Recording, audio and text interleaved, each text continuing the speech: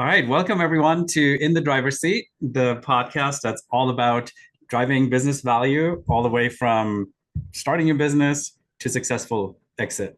And my name is Simon Zryd. Together with Steven Kohnke, we co-host this podcast. We're both partners at Denver Business Coach, are certified exit planning advisors, certified value builders, and have worked in this field for more than a decade now. We have a small team of advisors as well that we work with, and all together we're really on a mission to demystify the process of building a valuable and sellable business, and most of all, introduce this conversation to business owners much sooner than when they're a year or two out from actually wanting to exit.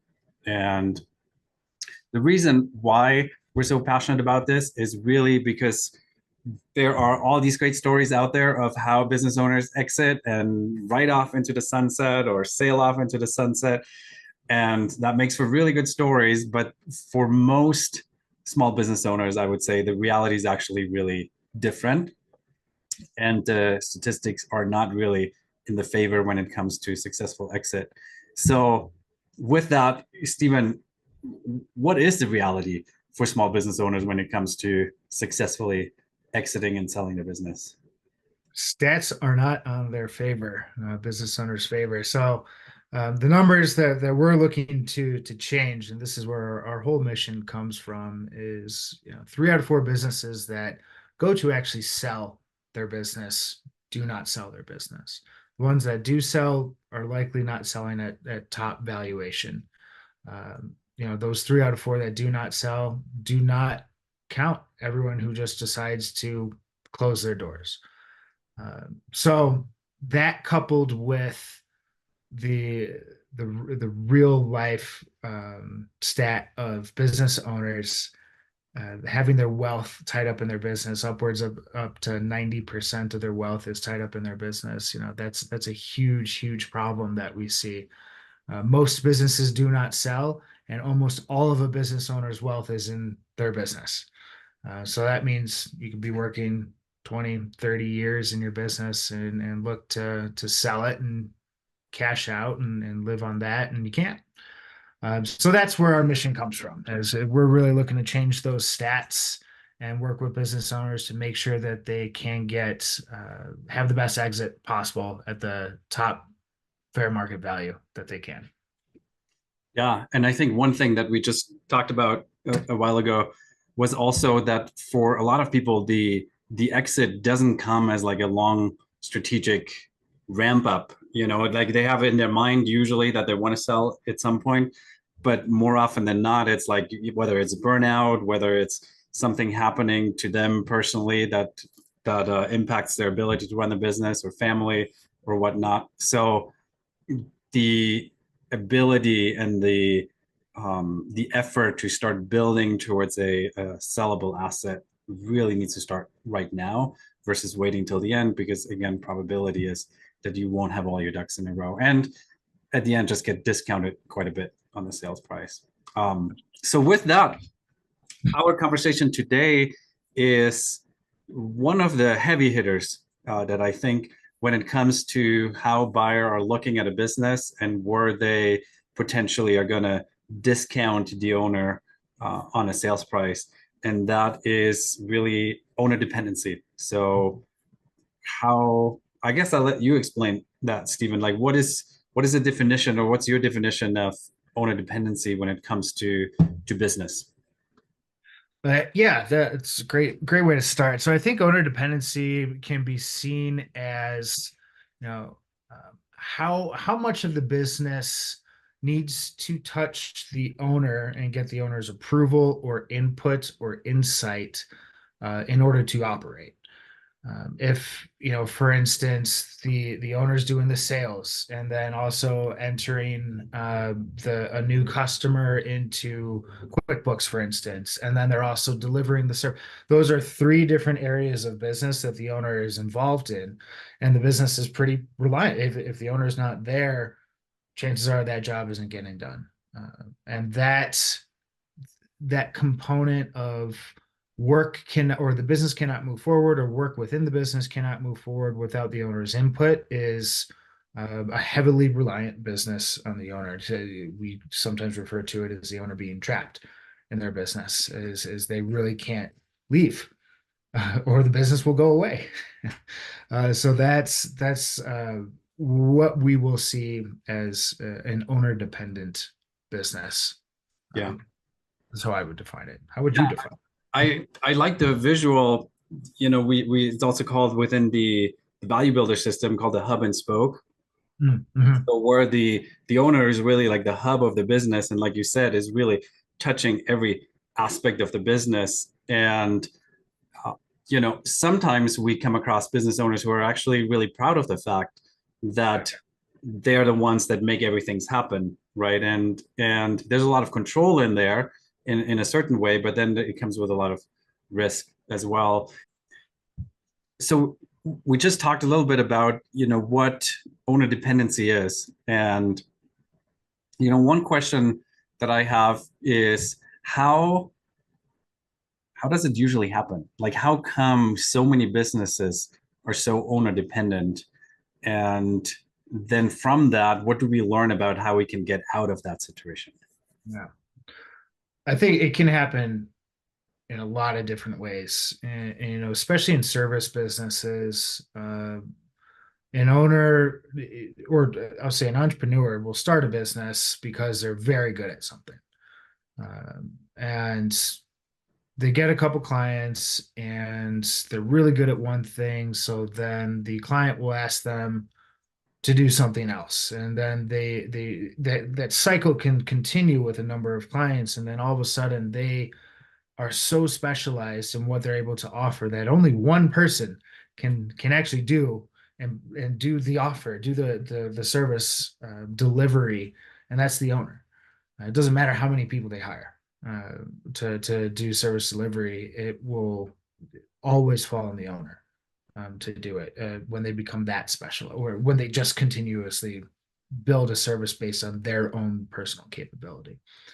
So that can certainly cause very quick owner's trap of the owner just continuously saying yes to clients. I think I another actually have yeah. just with what you said there, I have a really good example. One business that we know, structural engineering firm, Mhm.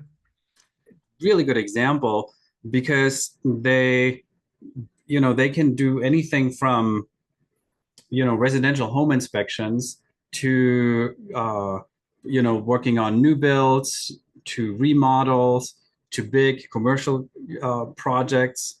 And the owner is an engineer, and I can see that after 5 years of doing residential inspection, you're like, okay, I'm ready to do something else. I want to go after bigger projects. I want to do the and it's interesting because as a technician, I could probably relate. Like, you want to have new challenges, you want to do new things. Like, okay, at some point this becomes maybe a little stale.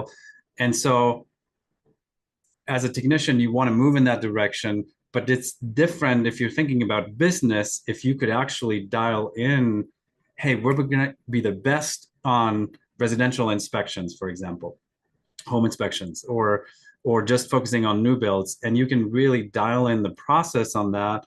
You then start being able to bring in maybe a second engineer or someone else that can do some of that. And now you can scale outside of you doing the work versus, yes, if you're just growing and doing more and more complicated work, you're still the one being the technician doing all the engineering work and signing off on it. And it's like it's like the decision being, am I a business owner? Mhm. Or am I a technician that really likes the work of engineering, or fill in the blank, whatever it is? And I would say a lot of, if you don't have the context of exit planning or the context of where do I want my business to be, you might be compelled in, I want to be challenged, I want to do something new.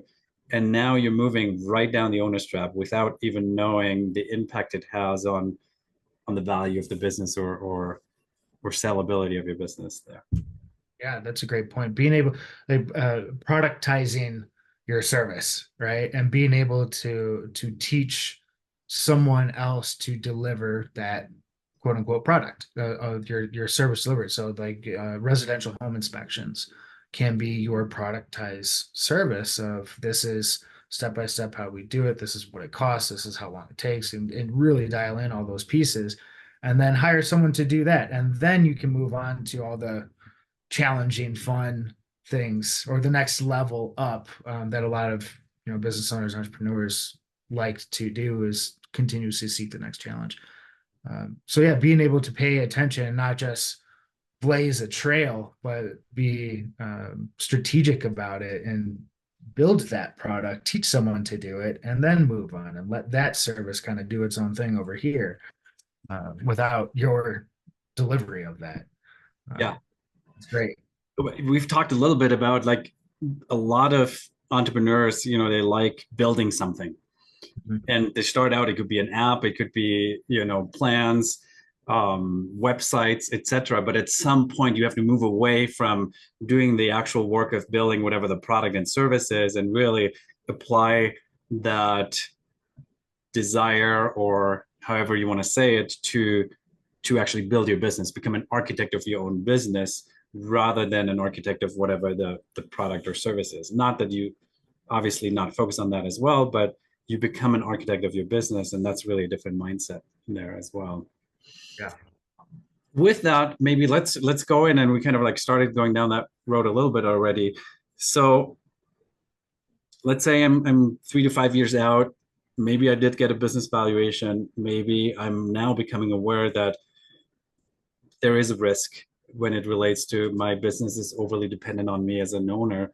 What are some steps a business owner can then take to reduce owner dependency and therefore increase the value and probability of a successful exit? Yeah. Well, I think we did touch on one of them. It's really designing and what it is they're doing and being able to make it teachable.